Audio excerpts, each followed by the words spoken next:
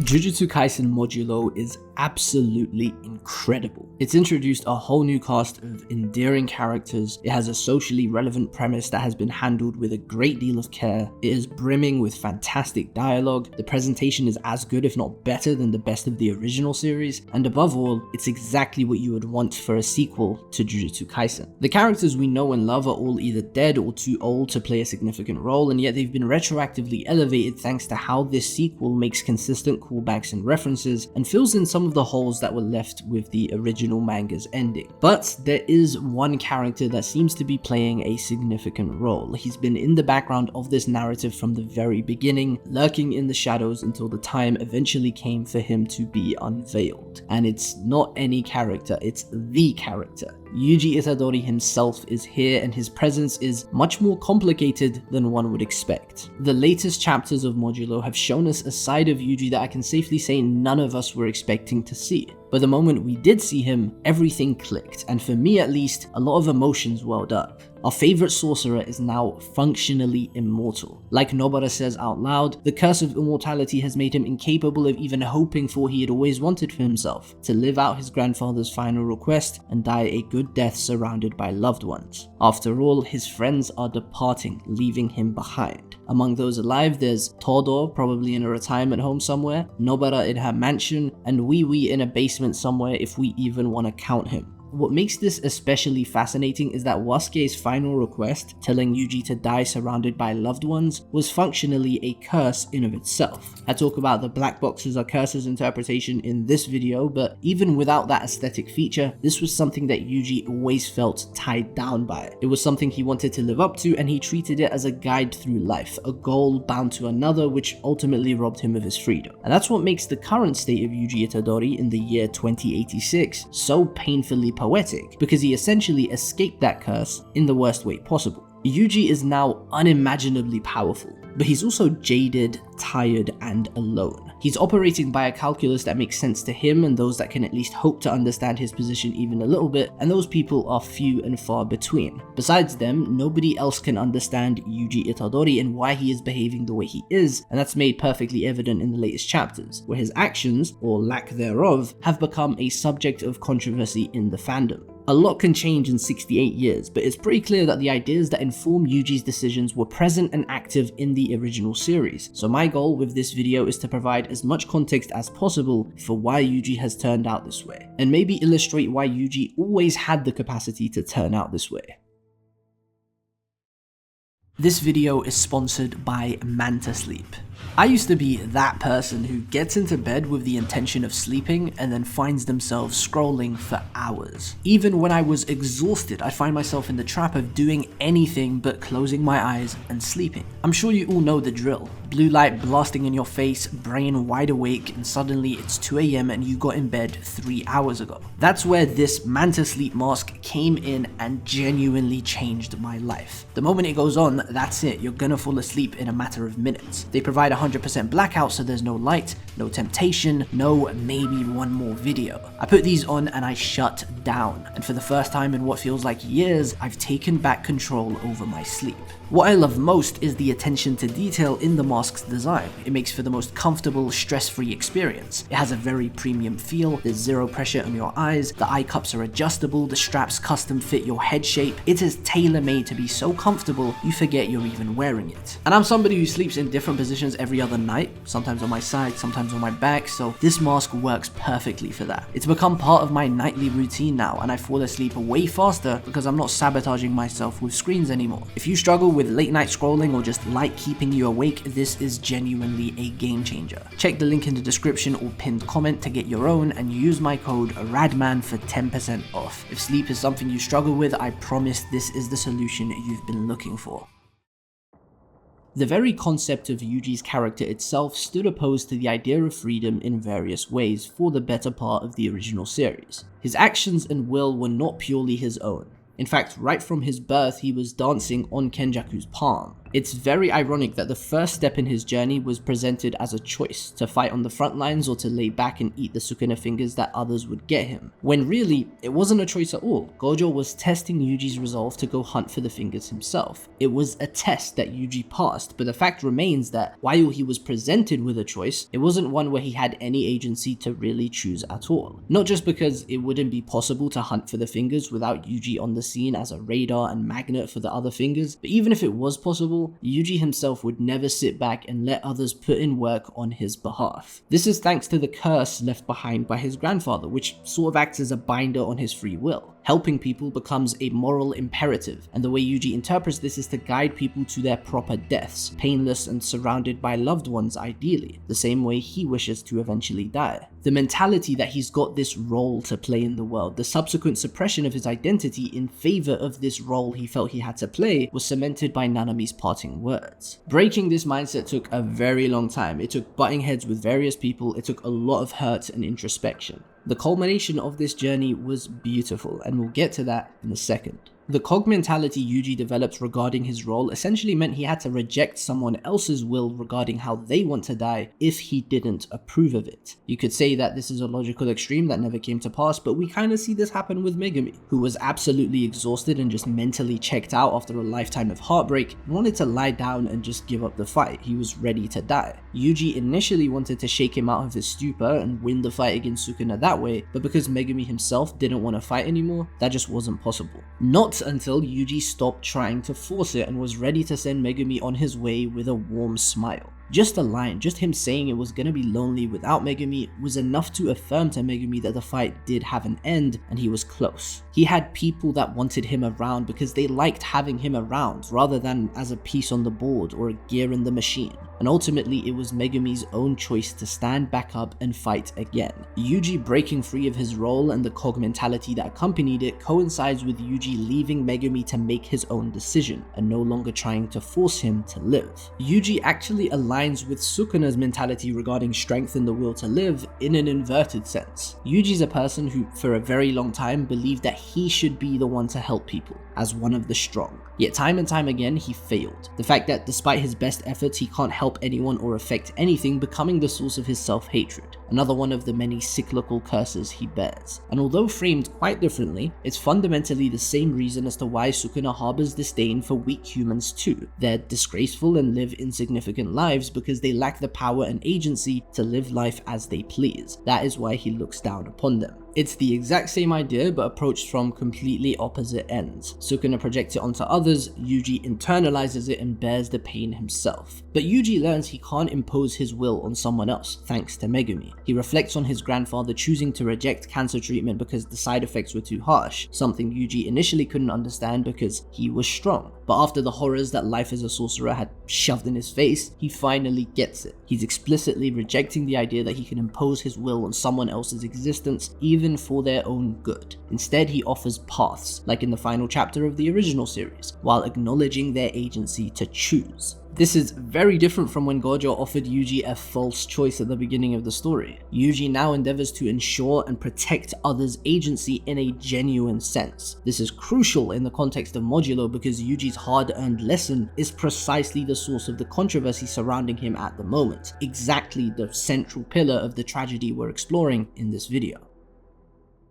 To get a better idea about Yuji's relationship with agency, we have to also look at someone in the series that positioned himself as the direct opposite of Yuji, Mahito, or the Mirror of Humanity. Yuji's name is written like this. The second character in Yuji's name is a kanji that means humanity. It also means benevolence. The first character in his family name means tiger, and in Japan, a tiger is symbolic of strength, courage, and protection. This is why emperors, kings, and the samurai class adopted the tiger as their emblem. Basically, the best of humanity, the cream of the crop if you will, associated themselves with the tiger. His whole name is a pointer to how he represents the best of humanity: strength, courage, benevolence. Mahito's name is shorter and thus much simpler to break down, made up of 2 characters meaning true and human respectively. Very obvious tied to the driving force behind the Disaster Curse's mission, which is to establish that they, the cursed spirits, were the true humans. If you sound it out, even though the kanji is different, Ma is a prefix in Japanese meaning evil. That's where you get Majin Buu from. It literally means demon Buu.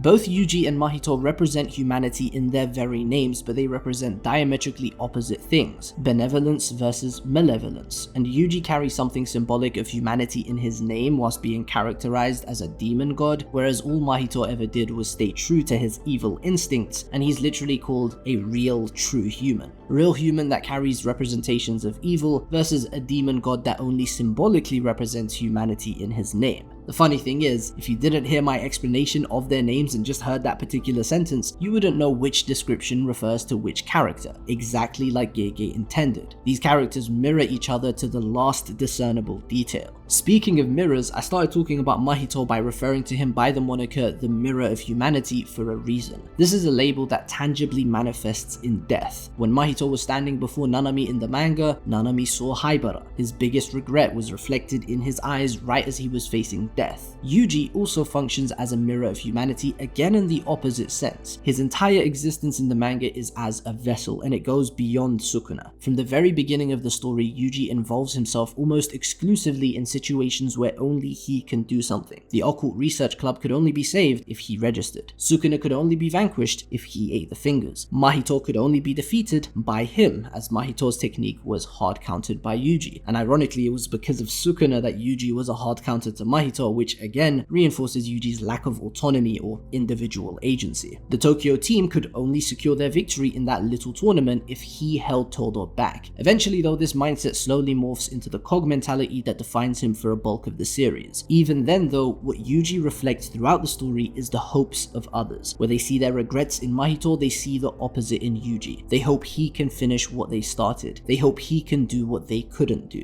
be what they couldn't be. Yuji internalizes the wishes of all those around him, and that's what fuels him to keep moving. Something I loved about the final sections of the original series is that it didn't necessarily break convention and have Yuji just abandon his designation as a vessel. As a kid that started off as Sukuna's vessel, then the vessel of the hopes and wishes of his fallen comrades, his final answer to Sukuna's challenge is as a vessel once again.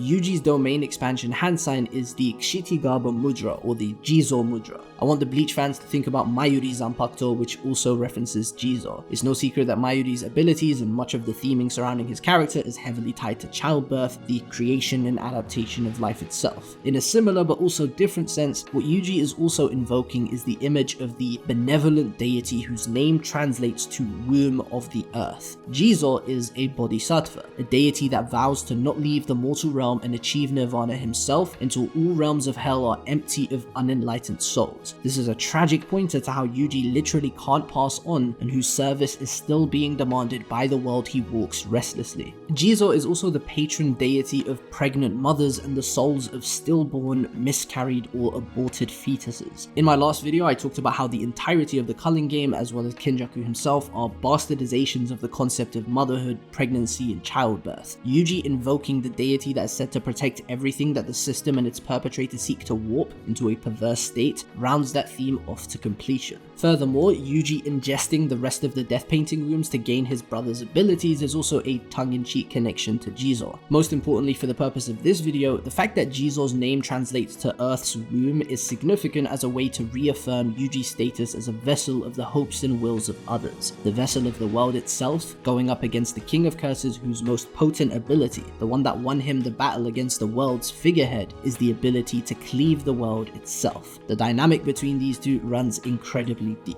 Speaking of the Yuji Sukuna dynamic, there's something that qualifies Yuji as the protagonist that he derives solely from Sukuna. Yuji is born as the son of Sukuna's twin brother, as the son of someone that in the grand scheme of things is the same person as Sukuna himself. Brought into the world through revolting means, to put it lightly, Yuji is born owing a karmic debt. He is born bearing the cross of his father's sins, since his father is technically the same person as Sukuna. Going a bit deeper, Jin is someone that technically shouldn't even exist, considering Sukuna ate his twin and thereby sidestepped the fate of having one existence split into two beings within the framework of Jujutsu. Therefore, Yuji is someone whose existence is even farther removed from the chain of logic. Kenjaku not only caused Jin's reincarnation, but when Kawari died before Yuji was even conceived, took over Kawari's body to birth him, which further reinforces the notion of Yuji was never supposed to exist. He was forced into this world. The final dimension to the fact that he's not supposed to exist is that Yuji is now similar to Sukuna's fingers, which couldn't be destroyed even by Gojo himself. I'm assuming he tried every means to destroy the fingers, including Hollow Purple, which is something that obliterates everything in its path. Not to mention, Osuki the Sumerian said he has the aura of a cursed spirit. It explains why Yuji is physically not aging in Modulo and why he might just be invulnerable now. This aspect of Yuji is very interesting because his very existence takes on the characteristic of an impossibility. We've seen what happens when an impossible object is brought into existence in the world. Gojo's blue does exactly that. It brings about an impossibility, like -1 apples, into existence, and the world immediately course corrects by pulling everything around that impossible object close to it in order to fill that void. Similarly, I interpret Yuji's suffering as the world constantly trying to course correct to make up for his existence. All the misery that's thrown at Yuji, all the bad karma he has to answer for, comes to him because of the very nature of his existence, and from that very detrimental singling out that Yuji experiences, his role as the protagonist of the story is derived. In Yuji's very constitution, there is a deliberate contrast to Gojo because Gojo is overwhelmingly organic in his presence in Jujutsu Kaisen. Everything about Satoru Gojo's existence makes sense. He's part of one of the big three clans, the fated bearer of the six eyes, the universe's response to the resonance cursed energy had been experiencing that was causing cursed spirits to grow stronger, giving birth to more complex cursed techniques and an abundance of talented sorcerers being born. The world itself telegraphed Gojo's birth. It was a natural consequence in line with the Wheel of Fate. A cherry on top for this point is that Gojo's birthday falls on a date that is shared by a crucial moment in Japan's modern history. December 7th, the date that the Imperial Navy decided to bomb Pearl Harbor. It was on that date that an event occurred that would forever change the way the world works. The US's response to Pearl Harbor was to drop 2 nukes on Japan. They decimated 2 cities, and the after effects of those bombs are still felt to this day. Since Hiroshima and Nagasaki, the calculus of power that the world operates by shifted because every superpower coveted and finally got their hands on nuclear weapons, the ultimate deterrent of war. Fittingly, Gojo was the Jujutsu world's ultimate deterrent. His mere presence discouraged curse users from acting out of line. His mere presence was enough to make curse users feel like their freedom was taken from them. But this dependence on him was exactly the outcome Gojo tried all his life to overcome. He was reduced to a weapon, ready to be deployed at a moment's notice. That's exactly the connotation a deterrent carries. But this goes beyond just exploitation at the hands of the Jujutsu system. Gojo's presence was singularly immense to the point that he began warping the world around him. The protagonist's plans were built with Gojo as the foundation, and the antagonist's plots were constructed with Gojo as the objective. What this resulted in was a stalemate, a system that barely functioned because Gojo was strong enough to keep things functioning. Take Gojo away and what happens? Total collapse. This was a fate Gojo explicitly wished the next generation didn't have to live through. To this end, he sought to raise strong allies that could make a collective effort in place of singular forces endeavoring to get things done. Eventually, he felt he had to kill all the higher-ups himself, but that move is presented with a heavy layer of defeatism. It's almost like a failure. Gojo by this point thinks that it is his cross to bear, made quite explicitly by Yuta's lines of becoming a monster like him. He thinks his humanity is already dead, and Geto took it with him when the duo broke up. He thinks he's already a monster and it's best that he alone remains one, carrying all the darkness he feels the world demands of him on his shoulders alone. This is an incredibly crucial contrast to Yuji's current behavior in Modulo. Had Gojo been alive, there's no doubt he would throw himself headfirst into this battle against Dabura. Even from a visual standpoint, standpoint, contrast is drawn between Gojo and Yuji. Gojo has all the visual markers of divinity in a traditional sense. Bright hair, bright eyes, levitates in the air, controls the very fabric of reality. Whereas Yuji in Modulo is a hooded figure, scarred beyond repair by countless horrific battles, eyes devoid of any light, controlling blood like a demon king from your fantasy stories. He even gives off the aura of an actual monster. He looks and feels like a monster even as he's trying his hardest to avoid becoming one. The current Jujutsu world explicitly calls Yuji their own deterrent. He is Japan's greatest nuke. They couldn't be clearer about their intentions to have Yuji simply step in and solve their problems for them. This outcome is something Yuji is shown to fight against time and time again. When Iori, the son of Yuta and Maki, is shown pleading with him about helping to restore the state and strength of Jujutsu back to what it was in Yuta's generation, Yuji dismisses him, saying it doesn't matter anymore. Once again, when Mino asks him why he didn't step in, he is dismissive. Not of their concerns, but of his own relevance in the matter. They made the bed, they have to lie in it. Gege comments on the outcome of a whole society depending on one person, not just through Gojo, but also in the flashback depicting the conflict between the Rumelians and the Deskunta. Both parties decided to leave the entire conflict up to their representatives, Dura and Dabura respectively. Dura lost, and the rest of the Rumelians should count themselves the luckiest tribe in the universe because Dabura is a good man and he didn't want to press his advantage and root the entire Rumelian tribe. That adds to the point. When you rely on one person to solve everything